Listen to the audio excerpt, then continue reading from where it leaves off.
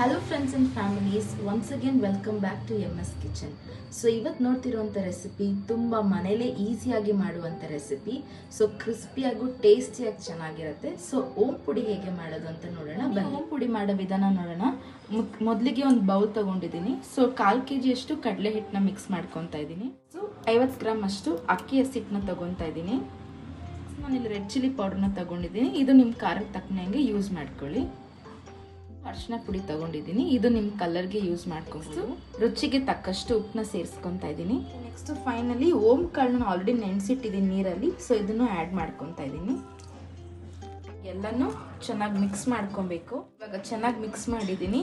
ಇಟ್ಟು ಈ ಕನ್ಸಿಸ್ಟೆನ್ಸಿಯಲ್ಲಿ ಇರಬೇಕು. ಇಲ್ಲಿ ಒಂದು ಬಾಣಲೆಯಲ್ಲಿ ರಿಫೈಂಡ್ ಆಯಿಲ್ನ ಯೂಸ್ ಮಾಡ್ಕೊತಾ ಇದ್ದೀನಿ. ಹಾಗೂ ಸ್ಟವ್ನ ಆನ್ ಮಾಡಿಕೊಂಡು ಆಯಿಲ್ ಹಿಟ್ ಮಾಡ್ಕೊಳ್ಳಿ.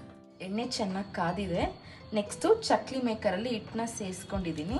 ಈಗ ನೋಡಿ,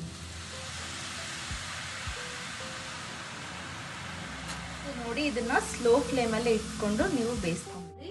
ಈ ಥರ ಗೋಲ್ಡನ್ ಬ್ರೌನ್ ಆಗೋ ತನಕ ಬೇಯಿಸ್ಕೊಂಡು. ಸೊ ನೋಡಿ ಗೈಸ್, ನಾವು ಫೈನಲಿ ರೆಡಿ ಮಾಡಿರೋ ಓಂ ಪುಡಿ ಮನೇಲೇ ರೆಡಿ ಮಾಡಿರೋದು ರೆಡಿ ಆಗಿದೆ. ಸೊ ಬನ್ನಿ ಹೇಗಿದೆ ಅಂತ. ನಾವು ಮನೇಲೇ ಮಾಡಿರೋ ಓಂ ಪುಡಿ ಎಷ್ಟು ಕ್ರಿಸ್ಪಿ ಆಗಿದೆ ಅಂತ ನಿಮಗೆ ತೋರಿಸ್ಕೊಡ್ತೀನಿ.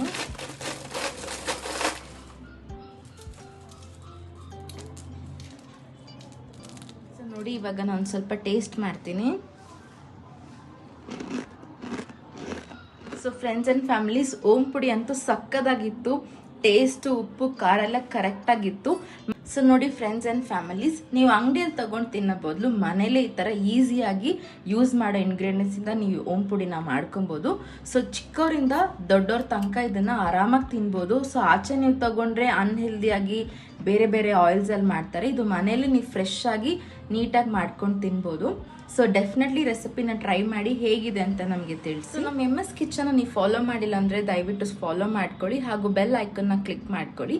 So like and share and comment ಮಾಡಿ. ಸೊ ನಮ್ಮನ್ನು ಹಾಗೆ ಸಪೋರ್ಟ್ ಕೂಡ ಮಾಡ್ತಾ ಇರು ಇನ್ನು ಮೋರ್ ರೆಸಿಪೀಸ್ಗಾಗಿ.